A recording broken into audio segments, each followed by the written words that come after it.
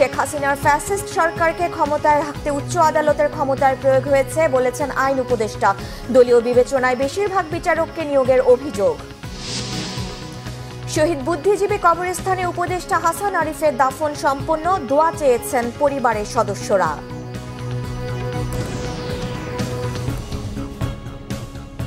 দেখছিলেন crown cement সংবাদ শিরোনাম। ঘন কুয়াশার কারণে আলাদা সড়ক দুর্ঘটনায় নাটোর ও মুন্সিগঞ্জে এক নারী বুদ্ধি প্রতিবন্ধী সহ মোট ৩ জন নিহত এবং অন্তত ৯ জন আহত হয়েছেন।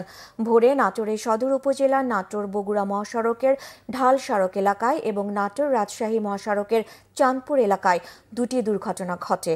পুলিশ জানায়, বগুড়া থেকে ছেড়ে আসা ট্রাকের সাথে ঘন কুয়াশায় বিপরীত দিক থেকে আসা ট্রাকের সংঘর্ষ হলে একটি ট্রাক উল্টে যায়। এই সময় উভয় দিক থেকে তিনটি করে ৬টি ট্রাকের সংঘর্ষ হলে এক চালক সহ অন্তত ৬ জন আহত হন।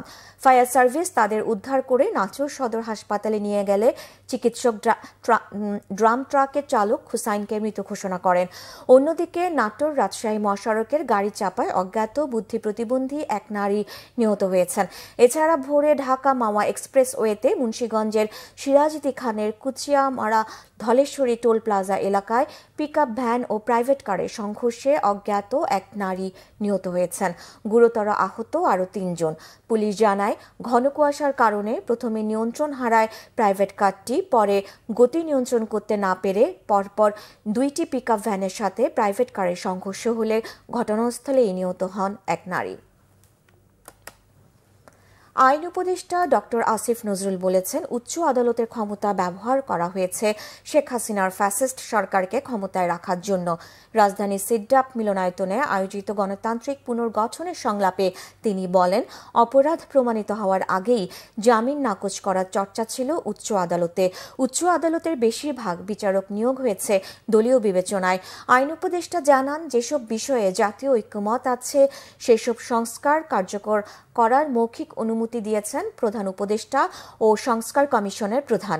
আন্তর্জাতিক অপরাধ ট্রাইব্যুনালের chief prosecutor advocate Tajul Islam বলেন, বিচারপতি মানিকের কলা পাতায় শুয়ে থাকা ছবিটি সব বিচারকের পিছনে টানিয়ে রাখা উচিত। তাহলে বোঝা যাবে বিচারপতিদের আচরণ কেমন হওয়া উচিত। কে কি বক্তব্য দিত তা টিভি ও ইউটিউবে দেখে বিরোধী দলে সেই ব্যক্তিকে আদালত অবমাননার মামলায় হয়রানি করতেন প্রধান বিচারপতি ও তার মনিটরিং সেল। তাজুল ইসলাম বলেন, সুপ্রিম কোর্টের আইনজীবীদের সিন্ডিকেটের কারণে দুর্নীতি মামলা খরচ বাড়ে।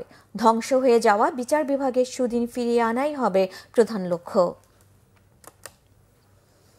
অন্তর্বর্তী সরকারের ভূমি, বিমান পরিবহন ও পর্যটন উপদেষ্টা এএফ হাসান আরিফের দাফন সম্পন্ন হয়েছে। সকালে মিরপুরে বুদ্ধিজীবী কবরস্থানে তাঁকে দাফন করা হয়।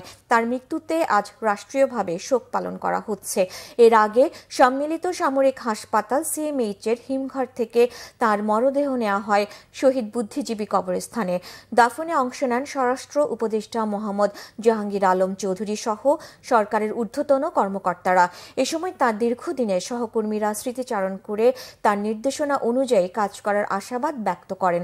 বলেন, উপদেষ্টা হিসেবে দায়িত্ব নেয়ার পর মন্ত্রণালয়ের সংস্কারের পাশাপাশি কাজকে করেছেন গতিশীল।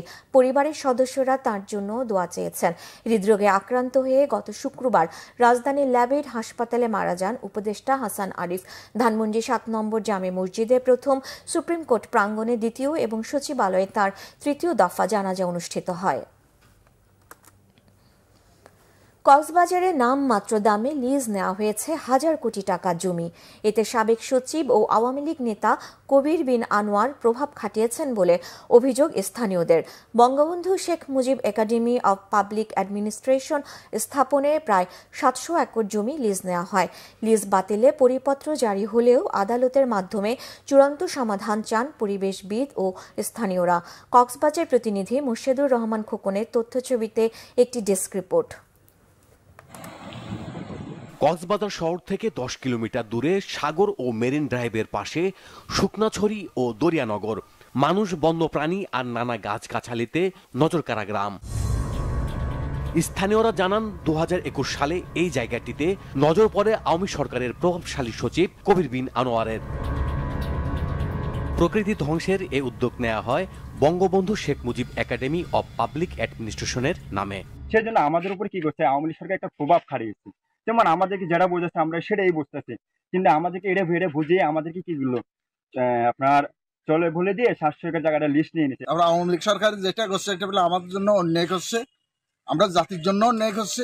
একটা নিজের জায়গা নেওয়া ছিল বলে আর মানে সাহায্য করে একটা জায়গা দিয়ে বানিয়ে চারি ওরা আর কোথায় যাইব।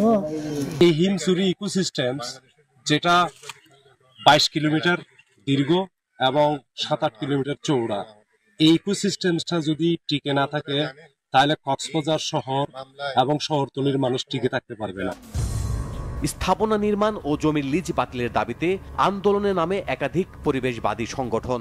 আদালতে রিট করে নাগরিক ফোরাম, পরে লিজের বিরুদ্ধে নিষেধাজ্ঞা ও রুল জারি করে হাইকোর্ট। আমাদের চাহিদা হলো এই পাহাড়গুলোকে সংরক্ষণ করা হোক এবং ভবিষ্যতে যাতে আর কোনো বাহিনী অথবা কোনো সরকারি বেসরকারি প্রতিষ্ঠান যাতে লিজ দিতে না পারে।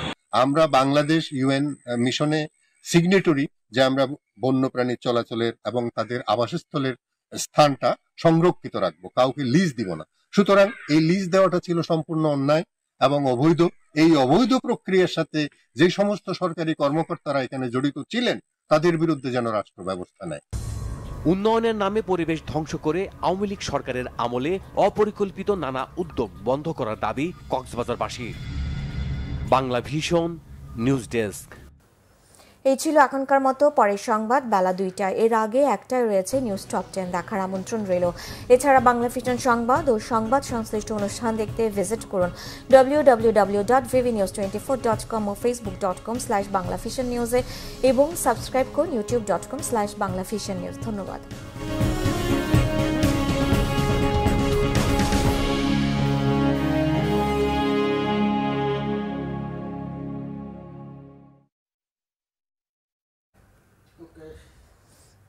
ওকে না।